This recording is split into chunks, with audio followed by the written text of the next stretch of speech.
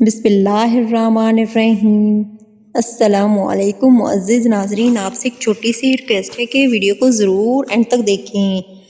ہم اتنی محنت سے آپ کے لیے ایسے اسپیشل سٹوریز بناتے ہیں اور چینل کو ضرور سبسکرائب کیجئے گا، شکریہ۔ دیور کو سب کرائے کا سانڈ کہتے تھے۔ پہلی بار جب دیور کے بارے میں سنا تو میں ڈری ڈری رہنے لگی۔ شرم کے مارے میں نے کسی سے اس کا مطلب بھی نہیں پوچھتی تھی۔ سردیوں کے دن تھے، رات کے 10 بجے دروازہ بجنے لگا۔ شوہر بھی دوسرے شہر گیا ہوا تھا۔ جا کر پوچھا تو آواز آئی، بھابی میں ہوں، دروازہ کھولیں۔ اس رات میرے ہوش اڑ گئے۔ کرائے کے سانڈ نے میرے ساتھ میرا نکاح بچپن میں ہی ہو گیا تھا۔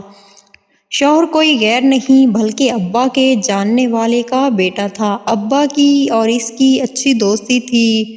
دونوں نے اپنی دوستی کو آگے بڑھانے کے لیے بچوں کا نکاح بچپن میں ہی کر دیا تھا۔ مجھے تو وہ واقعہ بھی یاد نہیں تھا جب میرا نکاح ہوا تھا۔ نکاح کے بعد میرا شوہر اپنے خاندان کو لے کر گلگت چلا گیا اور واپس بھی نہیں آیا۔ میرے پاس نکاح کی صرف ایک تصویر تھی جس میں ہم دونوں بہت چھوٹے تھے۔ بعد میں ابا نے ان سے رابطہ کرنے کی بہت کوشش کی، پر نہ جانے کیوں اچانک سارے رابطے بھی ختم ہو گئے۔ ابا کو یہی لگا تھا وہ لوگ نئی جگہ گئے تھے۔ ویسے بھی پہاڑی علاقے میں میرے سسر کا ٹرانسفر ہوا تھا، کیونکہ وہ ایک سرکاری ملازم تھا، وہاں رابطہ کرنا کافی مشکل تھا۔ لیکن مجھے بچپن سے اماں نے یہی کہا کہ تمہارا نکاح جب چھوٹی تھی ہو گیا تھا، تب ان باتوں کا زیادہ نہیں پتہ تھا۔ اماں مجھے کسی اور لڑکے سے بات تک نہ کرنے دیتی، یہاں تک کہ مجھے میرے کزنوں سے بھی دور رکھتی تھی۔ جب میں اماں سے پوچھتی کہ ایسا کیوں کرتی ہیں تو اماں نے مجھے جواب دیا کہ ہمارے خاندان میں بچپن کے نکاح کو بڑی اہمیت دی جاتی ہے، امانت کا بہت زیادہ خیال رکھا جاتا ہے۔ تمہارا نکاح ہو چکا ہے اور تم اب کسی اور کی امانت ہو، خود کو سنبھال کر رکھو، امانت میں خیانت نہیں کرنا۔ مجھے اماں کی ان باتوں کی زیادہ سمجھ نہیں آتی تھی، پر جیسے جیسے میں بڑی ہوتی گئی تب مجھے احساس ہوا کہ میں کسی سے منسوب ہوں بلکہ کسی کی بیوی ہوں۔ میں جب کسی کی شادی دیکھتی تو دل ہی دل میں اپنے شوہر کا تصور کرتی۔ وہ جذبے جو اس عمر میں لڑکیوں کے دل میں پھوٹتے ہیں، وہ سارے جذبے میں نے اپنے شوہر کے نام کر رکھے تھے۔ جب میں بڑی ہو گئی تو میرے رشتے آنے لگے، کیونکہ خاندان میں کافی لوگوں کو میرے نکاح کا نہیں پتہ تھا۔ میں 19 سال کی ہو گئی تھی، پر ابھی تک ابا کا میرے سسرال والوں سے رابطہ نہیں ہو پایا تھا۔ ابا کی پریشانی اب دن بدن بڑھتی جا رہی تھی۔ ابا میرے سسر کے پرانے دفتر بھی گئے کہ شاید وہاں سے ہی کوئی اتا پتہ مل جائے، پر ابا کو ناکامی اٹھانی پڑی۔ یوں گھر والوں کی پریشانی بڑھنے لگی۔ ابا نے ادھر ادھر ہاتھ مارنا شروع کر دیے تاکہ میرے شوہر یا سسر سے رابطہ ہو جائے، پر اتنے سالوں میں نہیں ہو پایا تھا۔ اب کیا ہونا تھا؟ اماں کو یقین تھا کہ میں ان کی امانت تھی، میرے شوہر مجھے خود آ کر لے جائیں گے، جبکہ ابا کو لوگوں سے باتیں سننی پڑ رہی تھی۔ وقت آہستہ آہستہ گزر رہا تھا اور ہماری پریشانیاں بڑھتی جا رہی تھی۔ جو لوگ ہمارے گھر رشتہ لینے آتے اور ابا اس کو انکار کر دیتے تو یہی کہتے لڑکی کو بوڑھا کرنے کا ارادہ ہے۔ میرے سارے بہن بھائیوں کی شادی ہو چکی تھی، سب اپنے اپنے گھروں کے ہو گئے تھے، صرف ایک میں ہی رہ گئی تھی۔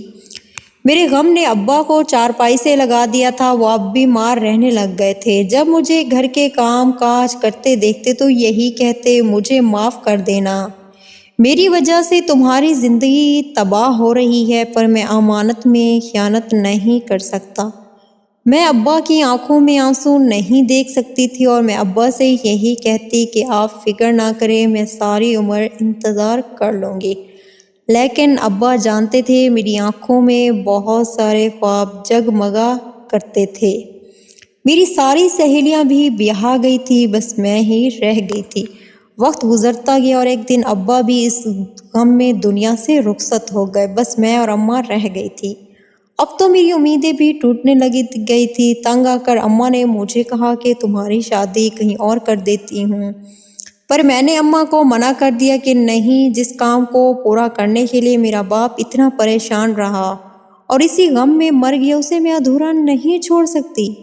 میں اپنے شوہر کا مرتے دم تک انتظار کر لوں گی۔ ماں میری بات سن کر خاموش ہو گئی اور میری دعائیں بڑھتی گئی۔ میں دن رات اللہ سے یہی دعا کرتی کہ اے اللہ، مجھے میرے شوہر سے ملا دیں، مجھے اس تک پہنچا دیں۔ پھر ایک دن میری بھابھی اپنے بھائی کے لیے میرا رشتہ مانگنے آ گئی۔ بھابھی کا بھائی ایک آوارہ لڑکا تھا۔ اماں نے منع کیا تو بھابھی نے کہا کہ یہ ساری عمر کنواری بیٹھی رہے گی اور یہیں اس گھر میں بیٹھی بیٹھی بوڑھی ہو جائے گی۔ جب آپ کی بوڑھی ہڈیاں جواب دے جائیں گی تب اس کا کیا بنے گا؟ بھابھی نے اماں کو خوب طعنے دیے۔ اماں کی طبیعت اس دن بگڑ گئی اور شام کو اماں کو فالج کا اٹیک ہو گیا۔ اماں معذور ہو کر بستر سے لگ گئی اور میں اکیلی بہت مشکل تھی۔ میں اسکول میں بچوں کو پڑھانے لگی تاکہ اماں کا اور اپنا خرچہ اٹھا سکوں اور اماں کا علاج کرا سکوں۔ میں نے اماں کی بہت خدمت کی۔ وہ بول نہیں سکتی تھی، پر ان کی آنکھوں میں مجھے ہر دکھ دیکھ کر آنسو آ جاتے اور وہ رونے لگ جاتی۔ مجھے تو اس سب کی عادت ہو چکی تھی۔ اور پھر اماں بھی 6 ماہ گزرنے کے بعد اس دنیا سے اس غم میں رخصت ہو گئی اور میں بھری دنیا میں اکیلے رہ گئی۔ لوگ مجھے ترس زدہ نظروں سے دیکھ رہے تھے۔ کچھ رشتہ دار جنہیں میرے اماں ابا نے میرا رشتہ نہیں دیا تھا، وہ مجھ پر ہنس رہے تھے۔ انہوں نے مجھے اس حالت میں دیکھ کر انہیں دلی سکون ملتا تھا۔ میرے تو آنسو ہی خشک ہو چکے تھے۔ اور اماں کے جنازے کے بعد دونوں بھائی اس بات پر بحث کرنے لگے کہ میں کس کے گھر رہوں گی۔ بڑے بھائی نے کہا کہ میرے بچے بڑے ہیں، میرے خرچے زیادہ ہیں، میں ایک اور کا بوجھ نہیں اٹھا سکتا۔ جبکہ چھوٹے بھائی نے میرے سامنے شرط رکھی کہ میرے سالے سے شادی کر لو تبھی تمہیں اپنے گھر لے جا سکتا ہوں۔ میں غم زدہ دل کے ساتھ بیٹھی ان کی باتیں سن رہی تھی اور پھر اسی وقت دروازے پر دستک ہوئی اور پھر ایک شور سا بچ گیا۔ سب اچانک حیران رہ گئے کیونکہ آنے والا کوئی اور نہیں، میرے بچپن کا شوہر تھا۔ یہ سنتے ہی میرا دل جیسے دھڑکنا بھول گیا۔ میرے مردہ جسم میں جیسے جان پڑ گئی۔ پورے محلے میں شور پڑ گیا کہ اریبہ کا شوہر اسے لینے آ گیا۔ میں نے ابھی تک اسے نہیں دیکھا تھا۔ دونوں بھائی اٹھ کر چلے گئے جبکہ میری آنکھوں میں آنسو آ گئے۔ اس نے آنے میں بہت دیر کر دی تھی۔ کاش وہ پہلے آ جاتا جب اماں ابا اس کی راہ تک رہے تھے۔ بھائیوں کو شک تھا کہیں کوئی غیر نہ ہو۔ انہوں نے اچھے سے پوچھ تاچھ کی۔ اس کے پاس بھی ہمارے بچپن کے نکاح کی تصویر تھی۔ میں نے اس رات شکرانے کے نفل ادا کیے۔ اس سے پتہ چلا تھا کہ میرے ساس سسر دونوں انتقال کر گئے تھے اور وہ بڑی مشکل سے یہاں تک پہنچا ہے۔ میری اب تک اس سے براہ راست بات نہیں ہوئی تھی۔ اماں کے سوئمے کے بعد اس نے میرے بھائیوں سے کہا کہ میں اپنی بیوی کو اب اپنے ساتھ لے جانا چاہتا ہوں۔ بھائیوں کو اس بات پر کوئی اعتراض نہیں تھا، بلکہ وہ تو خوش تھے کہ مجھ سے ان کی جان چھوٹ رہی ہے۔ میں نے اماں کے چہلم تک رہنا چاہتی تھی، پر پھر سوچا رکنے کا کیا فائدہ۔ اماں کون سا واپس آ جاتی اور پھر اماں بھی تو یہی چاہتی تھی کہ میں جلد از جلد اپنے گھر کی ہو جاؤں۔ چنانچہ میں نے شوہر کے ساتھ جانے کا فیصلہ کیا۔ اس نے کہا اب اپنے ساتھ لے جانا چاہتا ہوں۔ اماں نے میرے لیے کچھ زیور بنایا تھا جو میں نے سنبھال کر رکھا تھا اور پھر تیسرے دن میں نے ایک بیگ میں اپنا سامان رکھا، چادر اوڑھ کر شوہر کے ساتھ آ گئی۔ مجھے اس سے عجیب سی جھجک محسوس ہو رہی تھی۔ کہیں سے بھی مجھے اس سے اپنا پن محسوس نہیں ہوا۔ شاید یہ اس لیے تھا کہ ہم کبھی نہیں ملے تھے۔ وہ اچھا انسان لگ رہا تھا، اسے چشمہ لگا تھا اور آگے کے کچھ بال بھی اڑ چکے تھے۔ مجھے حیرانی ہوئی کہ 28 سال کی عمر میں وہ اپنی عمر سے بھی کافی زیادہ بڑا لگ رہا تھا۔ وہ سنجیدہ اور خاموش رہنے والا انسان تھا۔ البتہ میرے لیے یہی کافی تھا کہ میں اپنے شوہر کے ساتھ جا رہی تھی۔ یہ ویسی رخصتی تو نہیں تھی جیسے میں چاہتی تھی، پر اب کچھ نہیں ہو سکتا تھا۔ کافی راستہ ہمارا خاموشی سے کٹا۔ مجھے اس کی آنکھوں میں وہ چمک نظر نہیں آئی جو میں دیکھنا چاہتی تھی۔ گلگت کا سفر بہت زیادہ تھا۔ راستے میں میری سے 2-4 بار ہی بات ہوئی، وہ بھی کھانے کے دوران۔ مجھے ایسا لگ رہا تھا جیسے میں اپنوں سے بہت دور جا رہی ہوں، اور جب ہم گھر پہنچے تو میں خوبصورت پہاڑی علاقہ دیکھ کر بہت خوش ہوئی۔ سردیوں کا موسم تھا، یہاں برف جمی ہوئی تھی۔ شوہر کا ایک چھوٹا سا گھر تھا، پر مجھے یہ بھی کسی جنت سے کم نہیں لگ رہا تھا۔ شوہر مجھے گھر چھوڑ کر باہر چلا گیا، اور جب واپس آیا تو اس کے ہاتھوں میں کافی سامان تھا۔ میں نے تب تک گھر کو دیکھ لیا تھا، زیادہ سامان نہیں تھا، پر اب وہ میرا گھر تھا، میں خوش تھی۔ شوہر پہلی بار میرے پاس بیٹھا اور میرا ہاتھ پکڑ کر کہنے لگا کہ میں تمہیں خوش رکھنے کی پوری کوشش کروں گا۔ اس کی اس بات نے میرا دل جیت لیا، اور اس چھوٹے سے گھر میں ہم دونوں نے اپنے رشتے کی شروعات کی۔ میں بہت زیادہ خوش تھی، سارے غم جیسے دھل گئے تھے۔ یہ چھوٹی سی بستی تھی، آس پاس جو لوگ تھے وہ کافی اچھے تھے۔ آہستہ آہستہ عورتوں نے میرے پاس آنا شروع کر دیا، اور پھر ایک دن محلے کی عورت جس نے میری اچھی خاصی بیت الکلفی ہو گئی تھی، اس نے بتایا کہ تمہارا دیور واپس آ گیا۔ یہ سن کر مجھے حیرت ہوئی، کیونکہ جہاں تک مجھے یاد تھا میرا شوہر تب تک اکیلا ہی تھا۔ شاید وہ کافی سالوں بعد پیدا ہوا ہو، لیکن اگلی بات جو اس عورت نے رازداری سے میرے کان میں کی، اسے سن کر میرے ہوش اڑ گئے۔ اس نے کہا کہ تمہارا دیور ایک کرائے کا سانڈ ہے، اس سے ذرا بچ کر رہنا۔ یہ سن کر میں ڈر گئی کہ آخر کیا بلا تھا دیور، اور وہ کہاں چلا گیا تھا، اور میرے شوہر کے ساتھ کیوں نہیں رہتا، اور وہ لوگ میں اتنا بدنام کیوں تھا۔ ایسے بہت سے سوال میرے ذہن میں گونج رہے تھے، پر شوہر نے کبھی مجھ سے دیور کا ذکر نہیں کیا تھا، اس لیے میں بھی خاموشی رہی اور یہ سوچ لیا کہ شاید ان دونوں کے آپس میں نہ بنتی ہو۔ ایک تجسس اور ایک ڈر تھا جو میرے ذہن میں بیٹھ گیا تھا۔ وہ عورت جب بھی میرے پاس آتی مجھ سے دیور کا ذکر کرتی اور یہی کہتی کہ اپنا خیال رکھنا، کسی سے کوئی بات مت کرنا، اور میں مزید ڈر جاتی۔ میرا شوہر صبح صبح چلا جاتا اور شام کو کام سے واپس آتا۔ میں دن میں گھر کے کام کاج کرتی، میں ابھی تک باہر نہیں نکلی تھی۔ ایک دن شوہر کو کام کے سلسلے میں شہر سے باہر جانا پڑا اور میں گھر میں اکیلی رہ گئی۔ میں بہت زیادہ ڈری ہوئی تھی۔ شوہر بھی گھر میں نہیں تھا، جو مجھ سے بے پناہ محبت کرتا تھا، اور میں اسے اپنا ہر ڈر، ہر خوف شیئر کر سکوں۔ اس لیے میں نے شوہر سے دیور کے متعلق کوئی بات بھی نہ کی، اور پھر شوہر چلا گیا۔ میرا دل بہت زیادہ گھبرا رہا تھا۔ میں نے شام ہوتے ہی دروازے کو تالا لگایا اور کمرے میں دب گئی۔ میں اللہ سے دعائیں مانگ رہی تھی کہ وہ مجھے دیور کے شر سے محفوظ رکھے۔ جانے کیوں مجھے اچھا محسوس نہیں ہو رہا تھا۔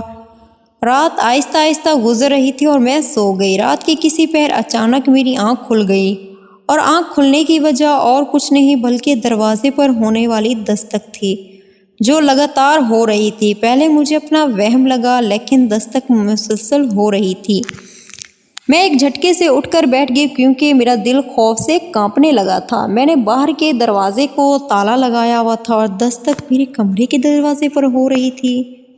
میرا ڈرنا لازمی تھا، پر دستک ہوئے جا رہی تھی۔ جب میں نے جا کر پوچھا تو مجھے شوہر کی آواز آئی، اور میں نے فٹافٹ دروازہ کھولا، پر اپنے سامنے کھڑے شخص کو دیکھ کر میری آنکھیں ساکت رہ گئی۔ سامنے ایک اجنبی شخص کھڑا تھا، جس نے اتنی سردی میں بھی پینٹ کے اوپر بنا آستینوں کے شرٹ پہن رکھی تھی۔ اس کے بال گھنے تھے، البتہ اس کی آنکھیں سرخ انگارہ تھی۔ اس سے پہلے کہ میں چیختی، اس نے میرے منہ پر کپڑا رکھ دیا اور میں بے ہوش ہو گئی، اور جب ہوش آیا تو خود کو اجنبی جگہ پر پایا۔ میرے ہاتھ پاؤں بندھے ہوئے تھے، اور سامنے ہی وہ شخص بیٹھا تھا جس نے مجھے اغوا کر لیا تھا۔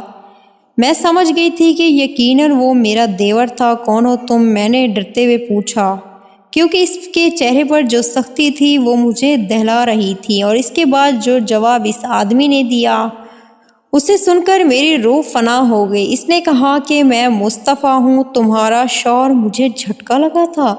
میرے شوہر کا نام واقعی مصطفیٰ تھا، پر یہ میرا شوہر کیسے؟ کیا بکواس کر رہے ہو تم میرے شوہر نہیں ہو سکتے۔ میرا شوہر تو وہ میرا منہ بولا بھائی ہے جسے میرے باپ نے گود لیا تھا۔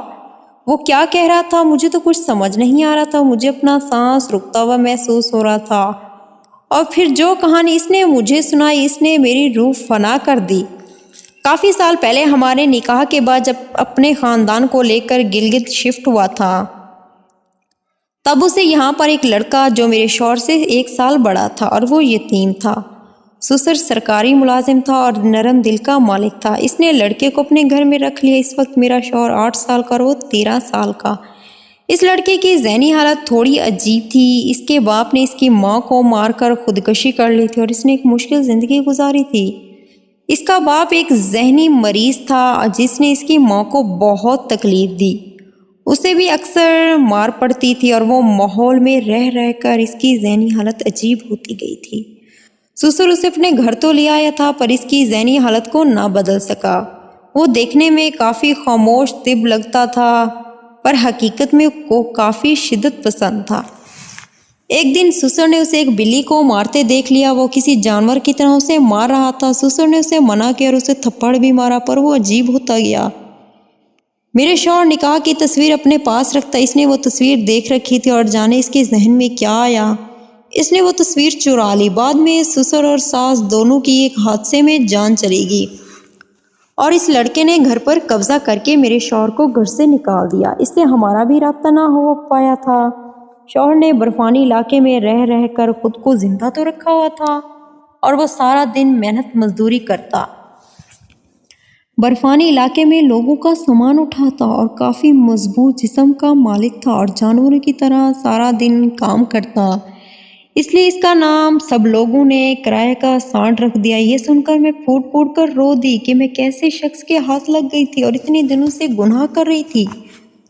دراصل اب میرے شوہر کو ثبوت مل گیا تھا جس سے ثابت ہوتا تھا کہ ساس اور سسر کی موت حادثہ نہیں تھی، اسے اس ذہنی مریض نے مارا تھا جسے وہ اپنا بیٹا بنا کر لائے تھے۔ شوہر کے پاس نکاح نامہ تھا جس پر انگوٹھے کا نشان تھا، نشان جس سے ثابت ہوتا تھا یہی میرا شوہر تھا۔ دراصل میرے شوہر نے ہی اس عورت کو میرے پاس بھیجا تھا تاکہ وہ گھر کی سن گن لے سکے اور صحیح وقت پر اس نے مجھے وہاں سے اٹھا لیا۔ اس کے بعد شوہر نے ذہنی مریض کے خلاف کیس کیا، اسے پولیس لے گئی اور اب وہ پاگل خانے میں تھا جہاں اس کا علاج چل رہا تھا، جبکہ میں پھوٹ کر رہ گئی تھی۔ میری زندگی کے ساتھ اس سائیکو انسان نے کیا گھنوئی کھیل کھیلا تھا۔ میں تو ہر وقت روتی رہتی، مجھ سے جو گناہ ہوئے تھے وہ میں نے جان بوجھ کر تو نہیں کیے تھے۔ شوہر نے میرا ہاتھ تھام کر کہا کہ تمہاری اس میں کوئی بھی غلطی نہیں، تم نے جان بوجھ کر کچھ بھی نہیں کیا۔ اور پھر ہمارا دوبارہ نکاح ہوا جس میں ہم نے ایک دوسرے کو دل و جان سے قبول کیا اور ایک نئی زندگی کی شروعات کی۔ محبت کیا ہوتی ہے یہ میرے اصل شوہر نے مجھے بتایا اور اب میں اللہ کا شکر ادا کرتی ہوں جس نے مجھے میرے ہمسفر سے ملوا دیا۔ ویڈیو اچھی لگے تو ویڈیو کو لائک کر دیں اور ہمارے چینل کو ضرور سبسکرائب کیجیے گا۔ شکریہ۔ دوسری ویڈیو تک کے لیے اللہ حافظ۔